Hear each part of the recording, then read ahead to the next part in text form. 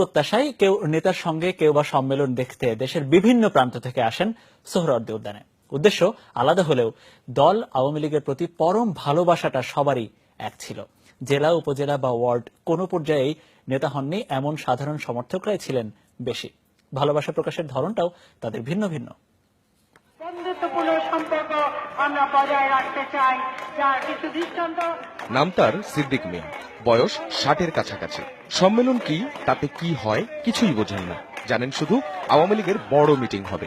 নিজের ভ্যানটিকে নৌকার আদলে সাজিয়ে নেত্রকোনা থেকে রওনা দেন ঢাকার উদ্দেশ্যে, সঙ্গী 2 ছেলে। নেত্রকোনা থেকে আইতে আইতে আমার 5 দিন 4 রাত গেছে। ঘুমাইছি তো এক সময় 1 ঘন্টা ঘুমাইলে নৌকাতে বুয়া, আর এরা ঘুম পাতাইছে নৌকার ভিতরে। আমি আস্তে আস্তে চালাইছি, রাত্রে ঠান্ডা লাগছে, ঠান্ডার মধ্যে চালাইছি। উদ্যানের ভেতরে যাওয়ার মতো পদ বা যোগ্যতা কোনোটাই হয়তো নেই, তাই বলে ভালোবাসার প্রকাশ কি আটকে রাখা যায়? আমি রিক্সা চালাই, নৌকা বানাই।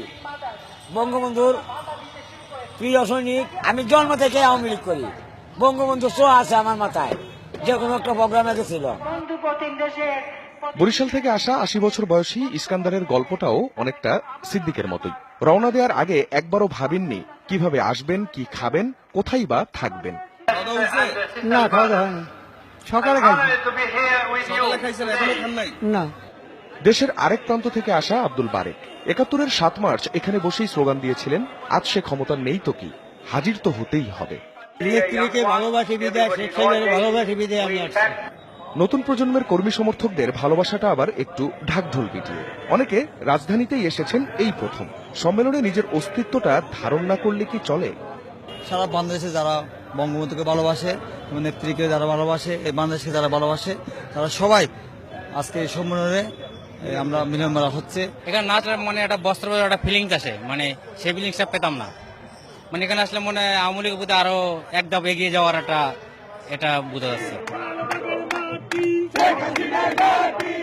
মহানগর, জেলা, উপজেলা কিংবা ওয়ার্ড, যে যেখান থেকে এসেছেন সম্মেলনে সবাই তারা এক। চোখে মুখে কণ্ঠে কেবলই বঙ্গবন্ধু, আওয়ামী লীগ আর শেখ হাসিনা। আখলাকুস সাফা, যমুনা নিউজ, ঢাকা।